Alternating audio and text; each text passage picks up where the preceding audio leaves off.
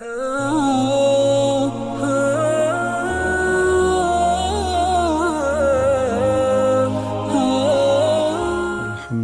لولیہ والصلاة والسلام علی نبیہ وآلہ وصحبہ وبارک وسلم۔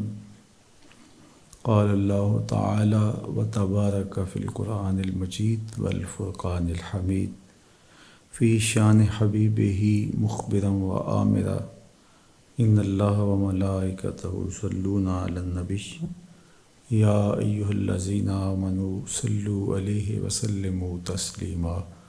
اللہم صلی علی سیدنا و مولانا محمد معدن الجود والکرم صلاۃ و سلاما علیک یا سیدی یا رسول اللہ وعلی آلک و اصحابک یا محبوب رب العالمین۔ تمام حمد و ثنا، تعریف و توصیف اللہ جل مجدہ الکریم کی ذات بابرکات کے لیے، رسول رحمت، شفیع معظم، نبی محتشم، حضور ختم المرتبت صلی اللہ علیہ وآلہ وسلم کے حضور ناز میں اپنی عقیدتوں، ارادتوں اور محبتوں کا خراج پیش کرنے کے بعد واجب الاحترام ذوی الاحتشام معزز و مکرم سامعین، حاضرین، ناظرین و ناظرات، السلام علیکم ورحمۃ اللہ وبرکاتہ۔ رسول کریم صلی اللہ علیہ وآلہ وسلم کی زبان فیض ترجمان سے ہمارے لیے جو نصیحت آموز باتیں اور حکمت افروز گفتگو پہنچی ہے، یقیناً وہ ہماری دنیا، ہمارے دین اور ہماری آخرت کے لیے بہتری کی ضامن ہے۔ ان کی ہر بات وحی الہی ہے۔ اگر وہ وحی مطلوب، وحی جلی کی صورت میں ہو تو اسے قرآن کہا جاتا ہے، اور وحی غیر مطلب جو تلاوت نہیں کی جاتی، وحی خفی ہے، تو وہ حدیث رسول صلی اللہ علیہ وآلہ وسلم کے زمرے میں آتی ہے۔ حضور علیہ السلام کا فرمایا ہوا ہمارے لیے مستند ہے، معتبر ہے، اور ان کے فرامین نور، فرامین رحمت منزل کے لیے روشن چراغ ہیں۔ ان روشنیوں کے سراغ میں اہل علم محدثین نے اپنی زندگیاں صرف کر دیں تاکہ قیامت تک آنے والی مخلوق کی راہیں اجالی جا سکیں۔ دور رسالت مآب صلی اللہ علیہ وآلہ وسلم میں بھی اس چیز کا اہتمام و التزام کیا گیا کہ حضور علیہ السلام کے فرامین کو، حضور علیہ السلام کی روشن روشن باتوں کو جمع کیا جا سکے۔ حضرت عبداللہ بن عمر بن عاص رضی اللہ تعالیٰ عنہ حضور کی فرمائی گئی باتیں باقاعدہ ضبط تحریر میں لے آتے، لکھ لیتے۔ تو ایک دن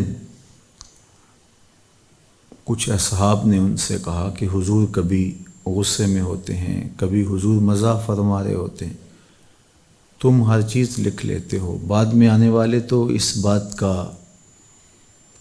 ادراک نہیں کر پائیں گے کہ یہ بات غصے میں کہی گئی ہے یا یہ بات حضور نے مزاح میں فرمائی۔ تو انہوں نے لکھنا چھوڑ دیا۔ حضور محو تکلم ہوئے تو دیکھا کہ آج عبداللہ بن عمر بن عاص کا قلم جنبش میں نہیں ہے، تو حضور نے فرمایا کہ تم کیوں نہیں لکھ رہے؟ تو انہوں نے وجہ بیان کی کہ مجھے بعض اصحاب نے منع کر دیا ہے کہ حضور کبھی غصے میں ہوتے ہیں، کبھی حضور مزاح فرما رہے ہوتے ہیں اور تم لکھ لیتے ہو، تو بعد میں آنے والے تو اس چیز کا ادراک نہیں کر پائیں گے کہ کون سی بات کس حالت میں کس تناظر میں کہی گئی ہے۔ تو میرے اور آپ کے آقا و مولا کے چہرہ انور پر جلال کا ظہور ہوا۔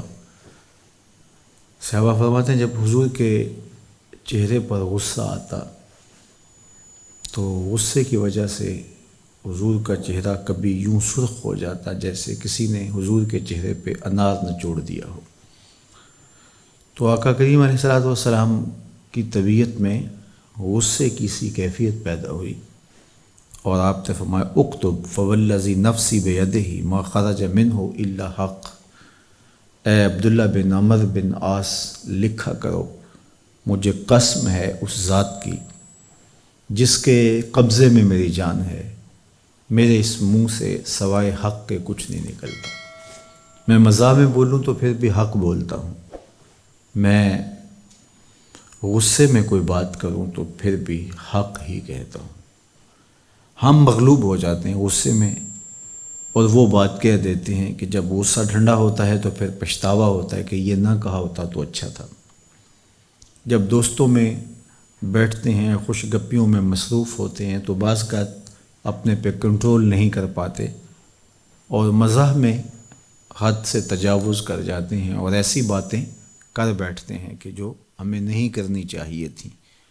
تو بعد میں ہمیں تشویش ہوتی ہے کہ یار ہم اپنے منصب سے گر گئے، ہم نے یہ بات کوئی زیادہ کھلے ڈلے انداز میں کر دی، ہمیں نہیں کہنی چاہیے تھی۔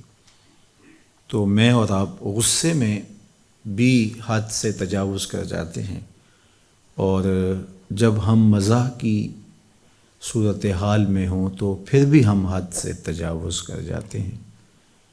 لیکن میرے اور آپ کے آقا و مولا جو اللہ کی مرضی کے بغیر نہیں بولتے، وما ینطق عن الہوی ان ہوا الا وحی یوحی، کہا کہ میرا محبوب اپنی خواہش نفس سے بات نہیں کرتا، وہ اللہ کی مرضی سے، اس کی رضا سے لب کھولتا ہے، پھر حکمت کے موتی رولتا ہے۔ تو فرمایا کہ لکھا کرو، میری زبان سے حق ہی نکلتا ہے، وہ زبان جس کی ہر بات وحی خدا، چشمہ علم و حکمت پہ لاکھوں سلام۔ تو اس لیے ان کا فرمایا ہوا ہر قول معتبر بھی ہے اور زندگی کے لیے روشن نشان بھی ہے۔ ہمارے لیے ان کے فرامین، ان کے ارشادات زندگی بخش ہیں، حیات آفری ہیں۔ احادیث کے بارے میں ہمارے محدثین جو بحث کرتے ہیں کہ یہ حدیث ضعیف ہے، یہ حدیث حسن ہے، یہ صحیح ہے، یہ منکر ہے، یہ شاذ ہے، یہ متواتر ہے، تو یہ راویوں کی وجہ سے ہوتی ہے کہ جن لوگوں نے روایت کی ہے ان کا حافظہ کیسا تھا، ان کا مزاج کیسا تھا، کبھی وہ جھوٹ تو نہیں بولتے تھے۔ وہ ایک راوی نے روایت کی ہے یا بہت سارے لوگوں نے اس کو روایت کیا ہے، روایت کرنے والے اشخاص کی باہم آپس میں کیا ملاقاتیں رہی ہیں، یا کوئی ایسا راوی بھی ہے کہ جس کی روایت کردہ حدیث اس شخص سے ہو کہ جس سے اس کی ملاقات ہی نہیں ہوئی۔ راویوں کے اندر نسیان تو نہیں تھا کہ کسی کو بھول جانے کا مرض لاحق ہو۔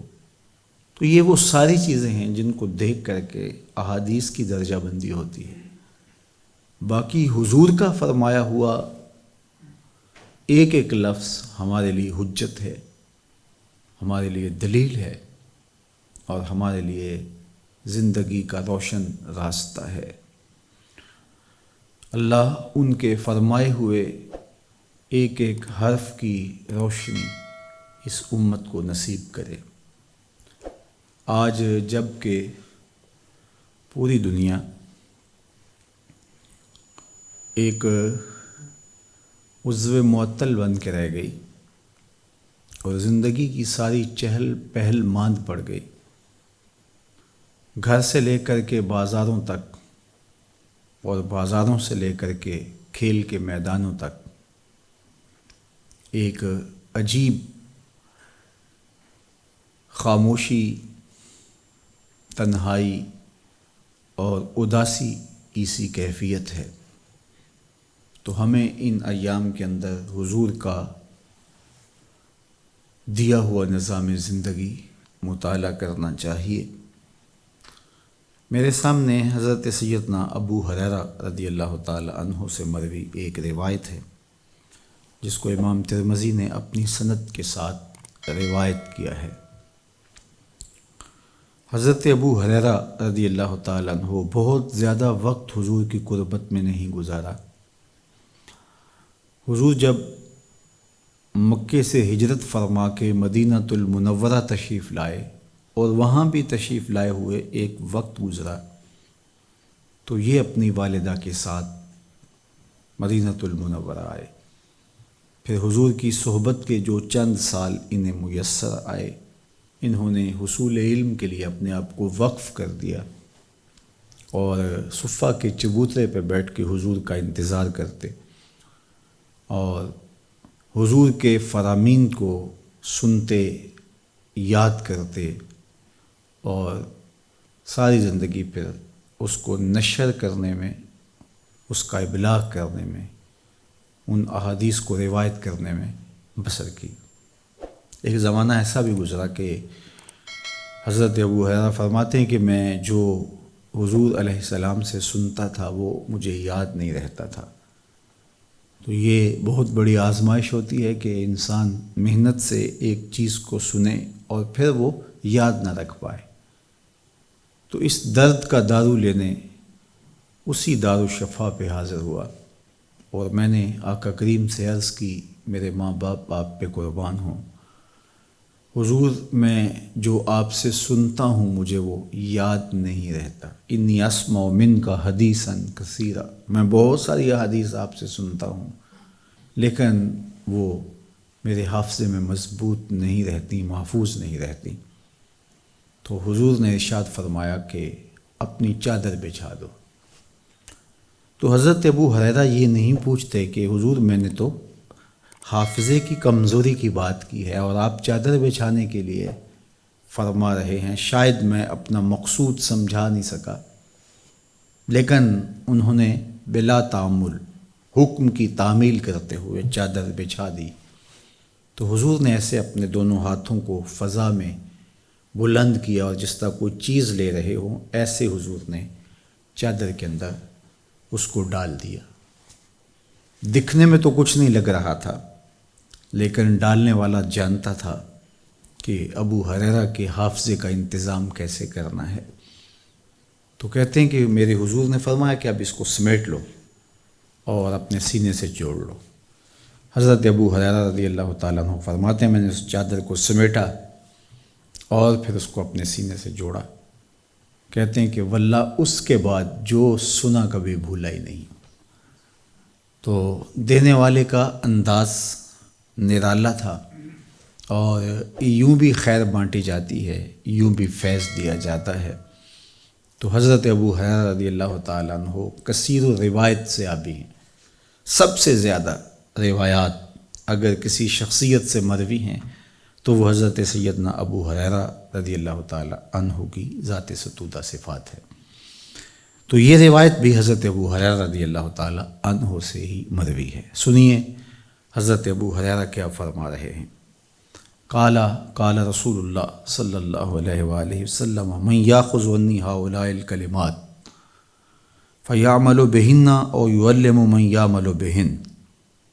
کہتے ہیں ایک دن حضور تشریف لائے اور دریائے رحمت جوش میں تھا اور آقا کریم علیہ السلام نے ارشاد فرمایا کہ میرے پاس یہ جو کلمات ہیں، کوئی ہے جو ان کو مجھ سے لے لے اور ان پر خود عمل کرے اور ایسے لوگوں کو بتائے جو اس پر عمل کریں۔ یہاں یہ بات بھی سمجھ میں آئی کہ علم حاصل کرنے کا مقصود عمل اور اس پر تعمیل ہے۔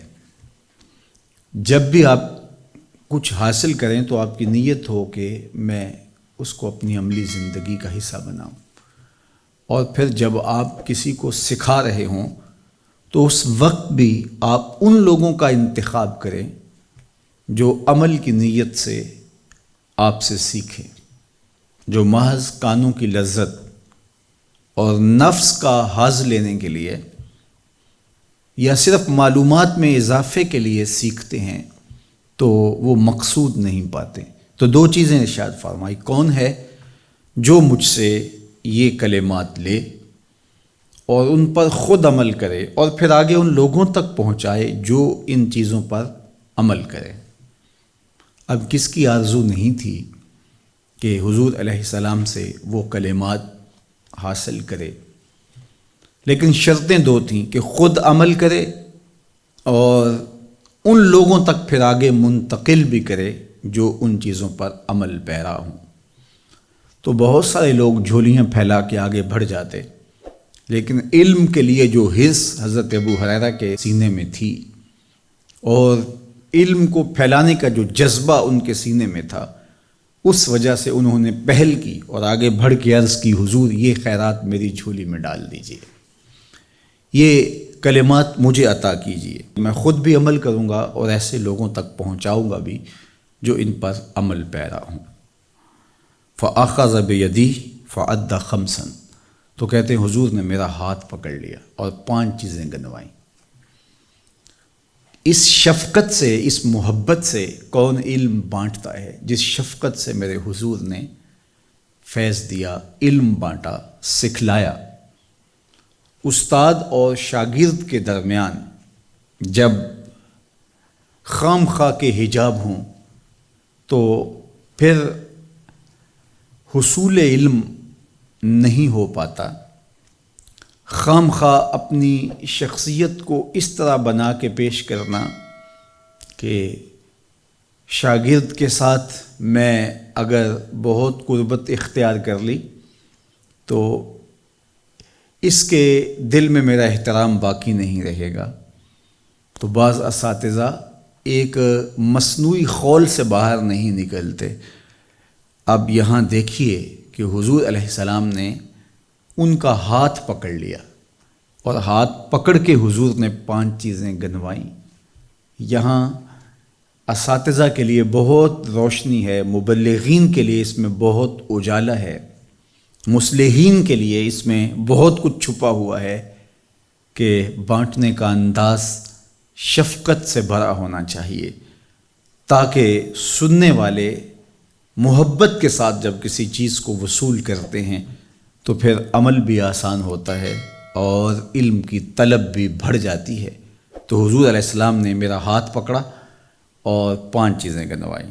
ہماری زندگی کی ظلمتیں مٹ سکتی ہیں اگر ہم ان 5 چیزوں کو اپنی زندگی میں شامل کر لیں۔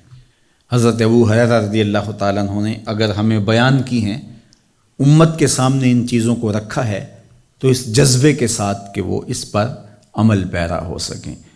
تو میری آرزو یہ ہوگی کہ جملہ ناظرین و ناظرات اس گفتگو کو سننے سے قبل نیت کے استحضار کے ساتھ اللہ کے حضور آرزو کریں کہ جو ہم سننے جا رہے ہیں ان پر توفیق عمل نصیب ہو۔ اب یہ چیزیں ہمارے نفع کی ہیں، ہمارے بھلے کی ہیں، اور حکمت والے نبی علیہ السلام نے ہمیں انسانی زندگی کی بہتری کی ضمانت اور ایک اچھے مسلمان کے لیے جو نصاب ہے وہ فراہم کیا ہے۔ سنو، پہلی بات میرے حضور نے ارشاد فرمائی، اتق المحارم تکن عابد الناس، اللہ کی حرام کردہ چیزوں سے بچ جاؤ، تم لوگوں میں سب سے بڑے عبادت گزار بن جاؤ گے۔ نیکی کرنا بہت اہم ہے، لیکن یہاں جو تعلیم دی گئی وہ گناہ سے بچنے کی ہے۔ ایک شخص رات کو 100 نفل پڑھ لیتا ہے، لیکن صبح اٹھ کے کسی کا حق غصب کرتا ہے، کسی کو گالی دیتا ہے، جھوٹ بولتا ہے، کم تولتا ہے، کم ناپتا ہے، اللہ کے احکام کو توڑتا ہے، اور دوسرا شخص ساری رات عشاء کی نماز کے بعد سویا رہا اور دن کو فجر کے بعد اس نے جھوٹ نہیں بولا، کسی کو تنگ نہیں کیا، اللہ کی مخلوق کو ضرر نہیں پہنچایا، تو شریعت ایسے شخص کو پسند کرتی ہے جو اللہ کی حرام کردہ چیزوں سے بچ جائے۔ نیکی کی توفیق مل جائے، نفلی عبادات میسر آ جائیں تو بڑی بات ہے، لیکن اس سے بڑی بات یہ ہے کہ اللہ کی حرام کردہ چیزوں سے بچا جائے۔ تو حضور نے ایک منزل نواز جملہ ارشاد کیا جو ہم اپنی زندگیوں میں اتار لیں تو زندگیاں خوبصورت بن جاتی ہیں۔ وہ کیا کہ اللہ کی حرام کردہ چیزوں سے بچ جاؤ، تم سب سے بڑے متقی ہو، سب سے بڑے پرہیزگار ہو، سب سے بڑے عبادت گزار ہو۔ عبادت گزاری اور تقوی اور متقی اور پرہیزگار ہونا یہ نوافل کی کثرت سے نہیں ہے، یہ گناہوں سے بچنے کا نام ہے۔ تو پرہیز کرنے کا نام پرہیزگاری ہے، اور پرہیز ان چیزوں سے کرنا ہے جن سے شریعت اسلامیہ نے منع کیا ہے۔ تقوی اتقاء سے ہے، بچنا، تو ان چیزوں سے بچنے سے تقوی حاصل ہوتا ہے جن چیزوں کے کرنے سے منع کیا گیا ہے۔ تو پرہیزگاری کہہ لیجئے یا تقوی کہہ لیجئے یا کوئی اور نام لے لیجئے، تو وہ اللہ کی حرام کردہ چیزوں سے اپنے آپ کو بچانا ہے۔ تو نیکی بہت اہم ہے، لیکن گناہ سے بچنا اس سے زیادہ اہم ہے۔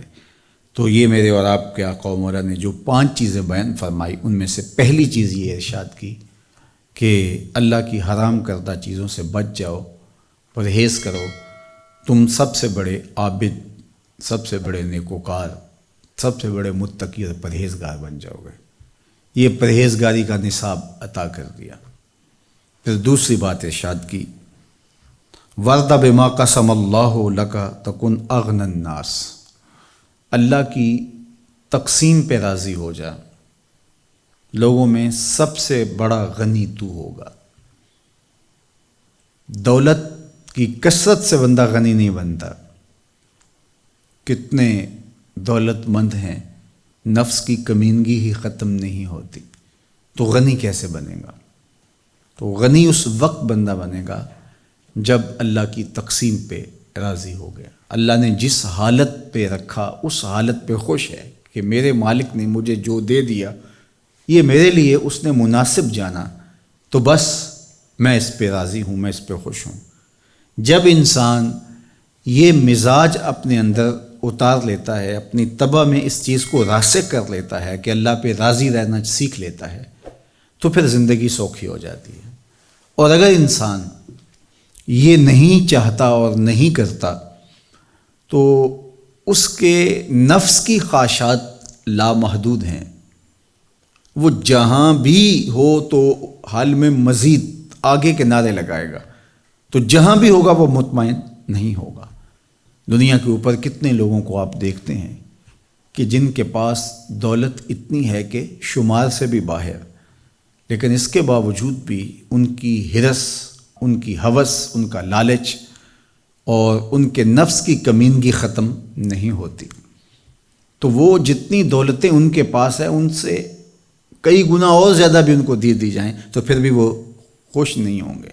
فرمایا کہ ابن آدم کو ایک وادی سونے کی دے دی جائے، 2 پہاڑوں کے درمیان جو جگہ ہوتی ہے اس کو وادی کہتے ہیں، اتنی جگہ سونے سے بھری ہوئی ہو، اگر کسی شخص کو اتنا سونا دے دیا جائے تو وہ آرزو کرے گا کہ کاش کہ مجھے 2 وادیاں سونے کی مل جائیں۔ تو وہ کبھی بھی سیراب نہیں ہوگا، کبھی بھی رجے گا نہیں، اس لیے کہ آنکھ نہیں بھرتی پیٹ بھر جاتا ہے۔ تو اپنے مزاج کو جب کوئی شخص اللہ کی رضا کے سانچے میں ڈھال لیتا ہے تو پھر اس کی زندگی سوکھی ہو جاتی ہے۔ پھر اللہ کی طرف سے عطا کردہ جو اس کا مقسوم ہوتا ہے اس پہ وہ راضی ہو جاتا ہے، اور وہ اطمینان کی، چین کی، سکون کی زندگی بسر کرنے لگ جاتا ہے۔ ورنہ کھرب پتی ہونے کے باوجود بھی اس کو قرار، چین نہیں آتا، اس لیے کہ وہ آگے آگے آگے دیکھتا رہتا ہے اور دوڑتا چلا جاتا ہے۔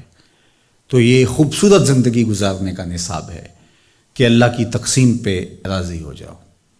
پھر ارشاد فرمایا وَأَحْسِنْ إِلَىٰ جَارِكَ تَكُنْ مُؤْمِنًا، اپنے ہمسائے کے ساتھ سلوک اچھا کر، تو کامل مومن ہو جائے گا۔ اچھا مومن کون ہوگا، اس کی پہچان کیا ہے، اس کی معرفت ہم کیسے حاصل کریں؟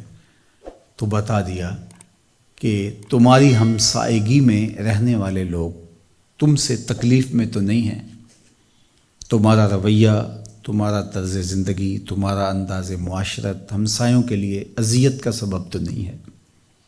اپنے ہمسایوں کا خیال رکھنے کی تلقین کی گئی، ان کے حقوق کا لحاظ رکھنے کا حکم دیا گیا، بلکہ فرمایا کہ جبریل نے مجھے اس قدر تلقین کی ہمسایوں کے حقوق کے حوالے سے کہ مجھے یوں لگا کہ کہیں وہ وراثت میں حقدار نہ ٹھہرا دیے جائیں۔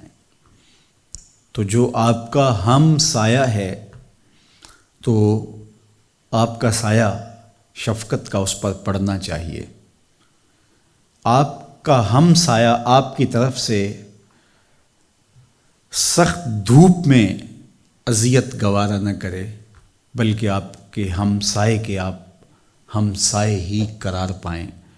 تو آپ کے ایمان کی کسوٹی یہ ہے، آپ کے مومن ہونے کا معیار یہ قرار دیا گیا کہ آپ اپنے ہمسایوں کے ساتھ کیسے ہو۔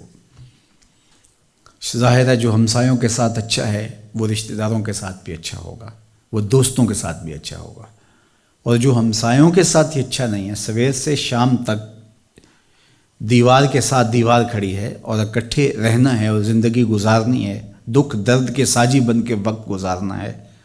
اگر ہم اپنے ہمسایوں کو ہی تکلیف پہنچاتے ہیں تو پھر ہم سے یہ توقع نہ کی جائے کہ ہم کسی اور کو سکھ اور راحت پہنچائیں گے۔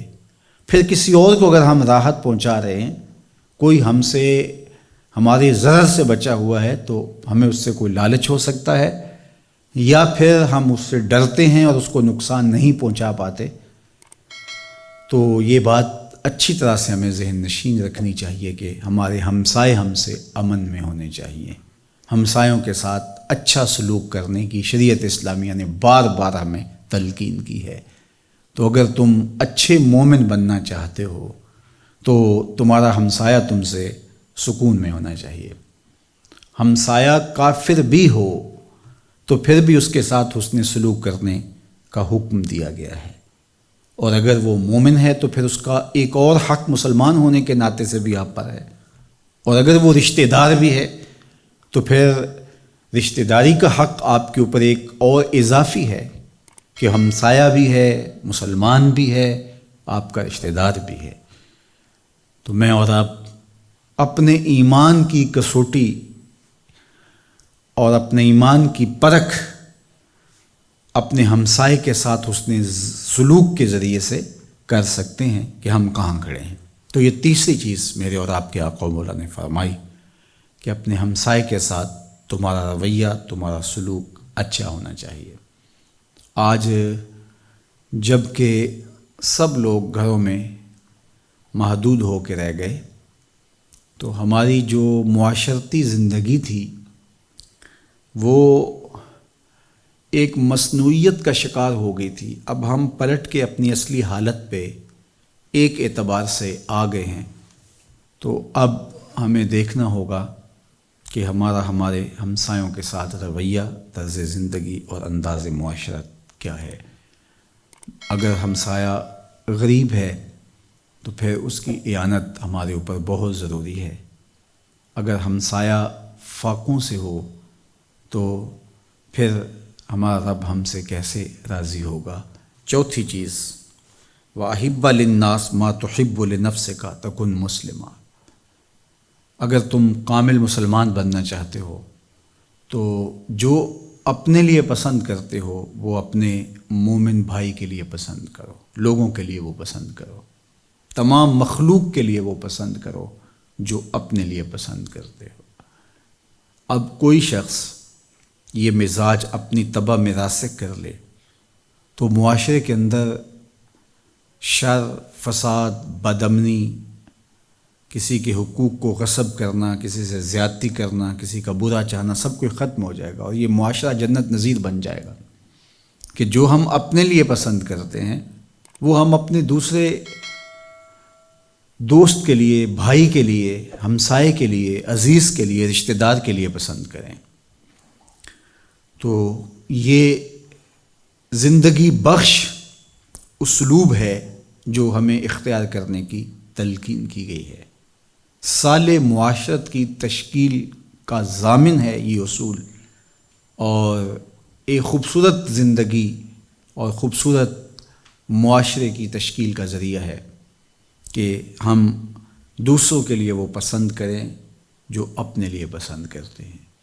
تو پھر اگر ہمسایہ، دوست، ملنے والا کافر بھی ہوگا تو ہم اس کی ہدایت کے لیے کوشاں ہوں گے کہ ہم تو یہ نہیں چاہتے کہ ہم دوزخ کی آگ میں جلیں، تو پھر کافر سے بھی ہمدردی پیدا ہو جائے گی کہ ہم اس کو بھی اس انداز کے ساتھ دین کے قریب کریں کہ وہ جہنم کی آگ سے بچ جائے اور اس کو ایمان کا نور نصیب ہو۔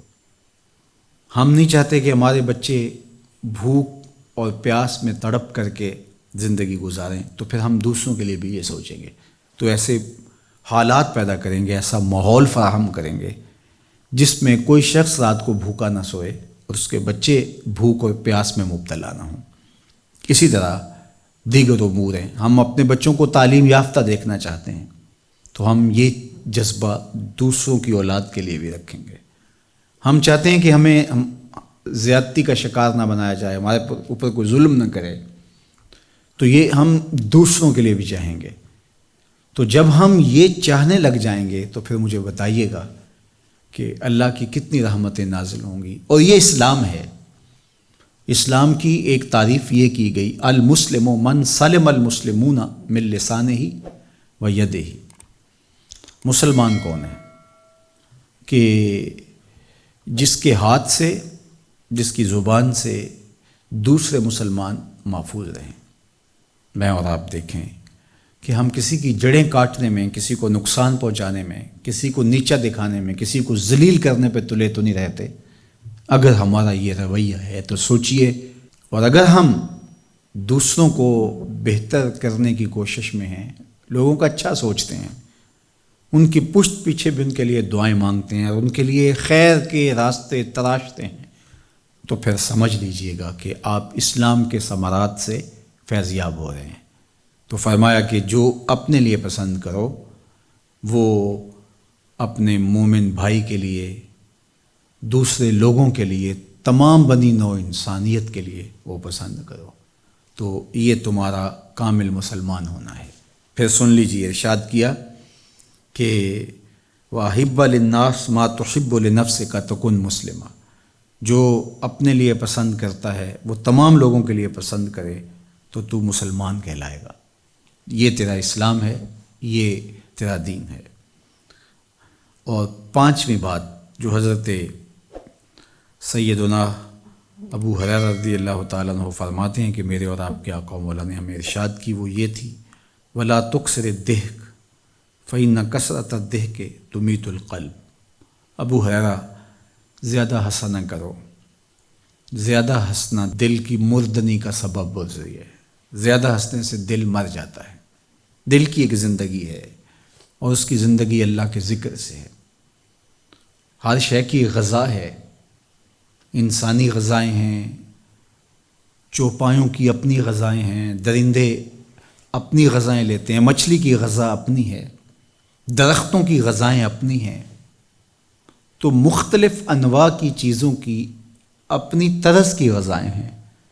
تو اسی طرح ہر شے کی وبا الگ الگ ہے۔ جس طرح انسان کے لیے بہت ساری بیماریاں ہیں، درختوں کی کچھ بیماریاں ہیں، کچھ بیماریاں جانوروں کی ہیں۔ یہ جو بحری حیات ہے، آبی حیات، ان کی بیماریاں الگ ہیں۔ تو اسی طرح دل کی زندگی کچھ چیزوں سے ہے اور دل کی موت کچھ چیزوں سے ہے۔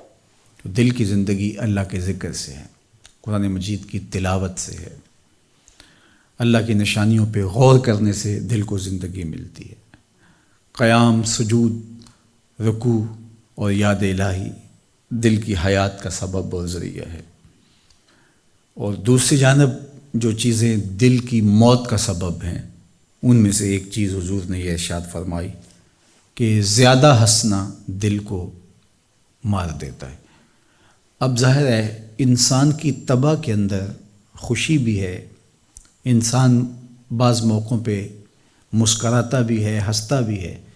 تو یہ نہیں کہا کہ ہنسنے سے تیرا دل مردہ ہو جائے گا، کہا زیادہ ہنسنے سے دل مردہ ہو جائے گا۔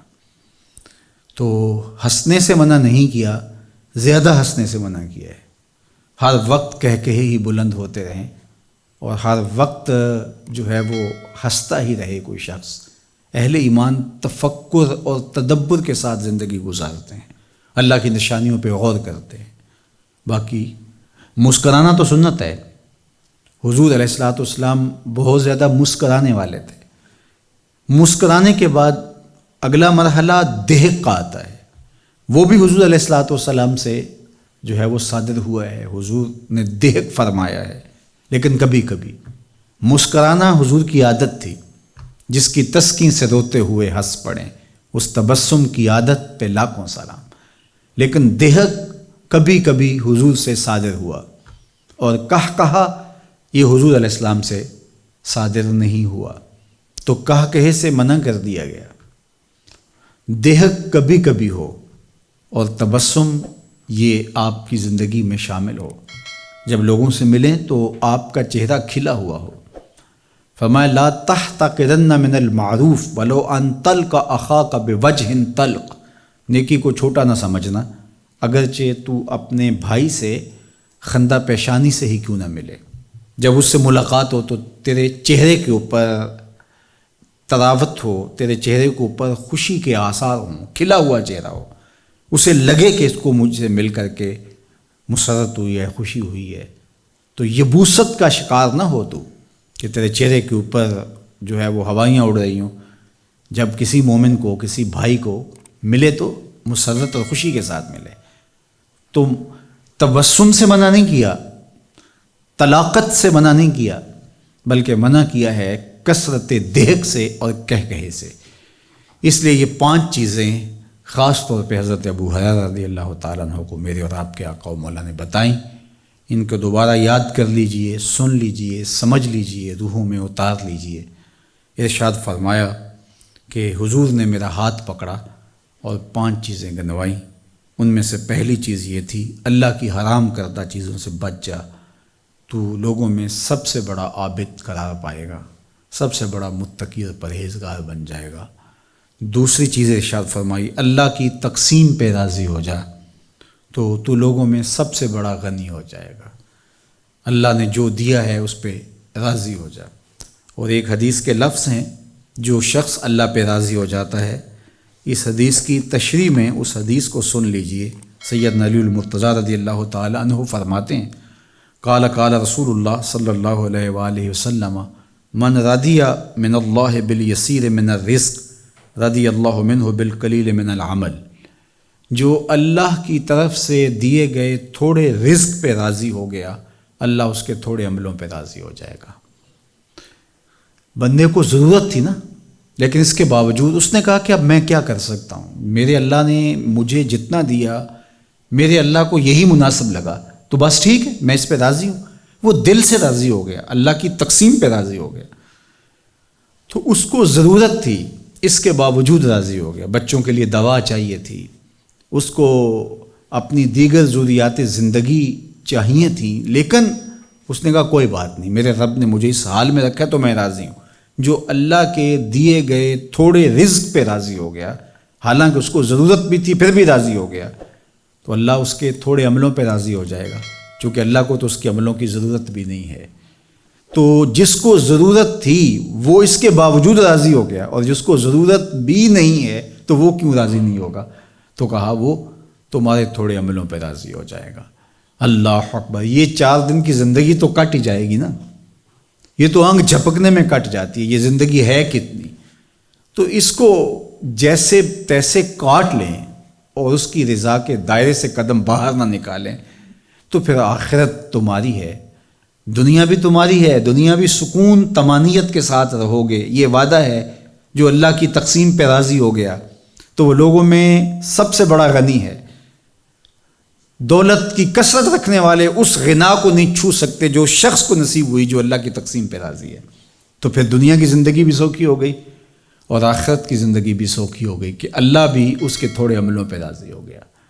تو اللہ جل شانہ کی بارگاہ میں اس سے اس کی رضا طلب کرو کہ مالک مجھے ایسی زندگی دے کہ میں تیرے پہ راضی رہنا سیکھ جاؤں، اور یہ اگر نصیب ہو جائے تو سمجھ لو کہ بہت بڑی دولت نصیب ہو گئی، بہت بڑی سعادت ہاتھ لگ گئی اگر ہم اس کی رضا پہ راضی رہنا سیکھ لیتے ہیں۔ گویا زندگی گزارنے کا گر ہاتھ میں آ گیا اگر اس پر راضی رہنا سیکھ لیا، اس کی رضا میں راضی رہنا سیکھ لیا۔ اللہ اکبر۔ اور ہمارے صوفیاء نے یہی کیا کہ اپنی زندگیوں کو اس طرح ڈھالا کہ اس کی رضا پہ راضی ہو گئے۔ وہ اقبال نے کہا تھا نا کہ تیری دعا ہے کہ ہو میری آرزو پوری، میری دعا ہے کہ تیری آرزو بدل جائے۔ تو جب آرزو ہی بدل گئی تو پھر زندگی کی مشکل ہی ختم ہو گئی، پھر تکلیف ہی مٹ گئی۔ جب آرزو ہی نہ رہی، جس نے بے چین رکھا ہوا تھا، جس نے مضطرب رکھا ہوا تھا، جس نے زندگی کا چین اور قرار لوٹا ہوا تھا، جب وہی ختم ہو گئی تو پھر زندگی سوکھی ہو گئی۔ تو کہا اللہ کی تقسیم پہ راضی ہو جاؤ، تو پھر اس کا نتیجہ کیا ہوگا کہ تم لوگوں میں سب سے بڑے غنی ہو جاؤ گے، دولت نہ ہونے کے باوجود بھی غنی ہوگے، سکون کی، طمانینت کی، قرار کی زندگی گزارو گے، تم محتاج نہیں ہوگے، صرف محتاج اللہ ہوگے۔ اور پھر تیسری بات ارشاد فرمائی وَأَحْسِنْ إِلَىٰ جَارِكَ تَكُنْ مُؤْمِنًا، اور اپنے ہمسایوں کے ساتھ سلوک اچھا کرو، تم صحیح معنوں میں مومن بن جاؤ گے، ایمان کا حقیقی نور تمہیں نصیب ہوگا اور ایمان کے ثمرات تمہیں حاصل ہوں گے، ایمان کا حظ اور لطف تمہیں نصیب ہوگا۔ وَأَحِبَّ لِلنَّاسِ مَا تُحِبُّ لِنَفْسِكَ تَكُنْ مُسْلِمًا، اور جو تم اپنے لیے پسند کرتے ہو وہ لوگوں کے لیے پسند کرنے لگ جاؤ، تو پھر تم صحیح مسلمان بن جاؤ گے، کامل مومن بن جاؤ گے۔ تو یہ زندگی تمہارے لیے قابل رشک زندگی ہوگی کہ تم لوگوں کے لیے سوچنا شروع کر دو گے۔ اللہ اکبر۔ اپنے لیے تو ہر کوئی سوچتا ہے، اچھے لوگ ہوتے ہیں جو اوروں کے لیے سوچتے ہیں، تو اوروں کے لیے جب سوچنے لگ جاؤ گے تو پھر تم ایک صالح مسلمان قرار پاؤ گے۔ اور آخری چیز ولا تکثر الضحک فإن کثرۃ الضحک تمیت القلب، اور زیادہ ہنسنا، زیادہ ہنسنا دل کو مردہ کر دیتا ہے، دل کی موت کا سبب اور ذریعہ ہے۔ اللہ کی نشانیوں میں غور کر کے، تدبر کر کے، اس کے قرب کی کوشش اور طلب میں لگ جاؤ اور اپنی زندگیاں اس کی رضا کے سانچے میں ڈھال دو۔ غافلوں کی طرح ہنستے رہنا اور اپنی خواہشات کی تکمیل کے لیے دن رات اپنے وقت کو لگائے رکھنا، یہ ایک مسلمان کی زندگی نہیں ہے۔ ہم آخرت کے لیے جیتے ہیں اور اللہ کی رضا ہمارا مقصود ہے اور ہماری مراد ہے۔ زندگی آمد برائے بندگی، زندگی بے بندگی شرمندگی۔ زندگی اللہ کی بندگی کے لیے ہے، اس کی رضا جوئی کے لیے ہے، اس کے تقرب اور اس کے قرب کو حاصل کرنے کے لیے ہے، اور زندگی جو بندگی کے نور سے خالی ہے وہ سوائے شرمندگی کی اور کچھ نہیں ہے۔ اللہ اس حدیث پاک کا نور ہماری روحوں میں اتار دے اور ہمارے باطن میں چراغاں کرے، دنیا آخرت کی بہتریاں ہم سب کا مقسوم کرے۔ کار ما آخر شدو آخر زما کار نشد، مشت خاک ما غبار کوچہ یار نشد، وآخر دعوانا ان الحمد للہ رب العالمین۔